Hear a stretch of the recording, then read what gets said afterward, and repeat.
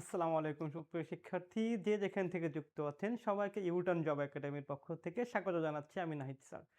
তো আজকের একটা ক্লাসে খুবই ইম্পর্টেন্ট একটা ম্যাথ আমি দেখাই দেবো ইনশাআল্লাহ। এই ম্যাথটা কিন্তু বিসিএস এর প্রায় প্রিলিতেই আসে এবং বিসিএস এর একটা মানে রিটেন যে মানে পরীক্ষাটা হয় সেখানে কিন্তু প্রায় 50 মার্কসের একটা মানে মানসিক দক্ষতার একটা টেস্ট থাকে। সেখানে কিন্তু 50টা কোয়েশ্চেন আসে। তো বিসিএস এর প্রত্যেকটা বিসিএস এ এই কোয়েশ্চেন আসেই, এটা বলা যায়। তো এরকম একটা কোয়েশ্চেন আমি নিয়ে আসছি। এটা দেখাই দিব। এটার সুন্দর একটা শর্টকাট একটা সূত্র আছে। সেই সূত্র দিয়ে আমি দেখাই দিব। অনেকে কি করে পরীক্ষার হলে এই ঘড়ি এঁকে এর মাঝে মনে করেন যে টাইমগুলো বের করার চেষ্টা করে। তো আমরা এদিকে কিছুতেই যাব না। আমরা সুন্দর একটা সূত্র মুখস্থ করব। সূত্রটা হচ্ছে কিরকম? এই যে 30 গুণ h মাইনাস আমরা দিব হচ্ছে 5.5 গুণ হচ্ছে মিনিট। ঠিক আছে? এবং এই জিনিসটা অবশ্যই অ্যাবসোলিউট ভ্যালুর মধ্যে থাকবে। ঠিক আছে?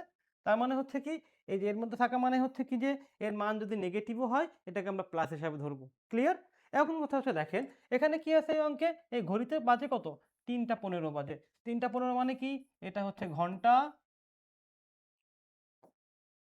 3টা 15 মানে হচ্ছে কি? এটা হচ্ছে ঘন্টা আর এটা হচ্ছে মিনিট। 15 হচ্ছে মিনিট, ঘন্টা হচ্ছে 3, মিনিট হচ্ছে 15। ঠিক আছে? তাহলে আমরা এখানে আসি, দেখেন এখানে কি আছে? তাহলে 30 গুণ এইচ, সরি 30 গুণ এইচ হচ্ছে আপনার 3 মাইনাস 5.5 গুণ হচ্ছে কয়টা বাজে? 3টা 15 বাজে। তাহলে 5.5 গুণ হচ্ছে 15। তাহলে কি হচ্ছে 3 3 90 মাইনাস 5 15 75 আর হচ্ছে 7.5 কত হয়? 82.5। যদি আমরা এটাকে মাইনাস করি তাহলে কিন্তু 7.5 আসে। তাহলে কিন্তু আমাদের অ্যান্সার কোনটা হবে? আমাদের অ্যান্সার হচ্ছে এই যে 7.5 ডিগ্রি। জাস্ট আমরা ওই ঘড়ির মধ্যে ঘড়ি এঁকে এইভাবে কোণ হিসাব করব না যে কত ডিগ্রি কোণ আছে। আমরা জাস্ট এই একটা সূত্র মুখস্থ করব। ঠিক আছে? এবং এই জিনিসটা মানে কি অ্যাবসোলিউট ভ্যালু মানে কি, যদি কখনো মানটা যদি মাইনাস হয়েও যায়,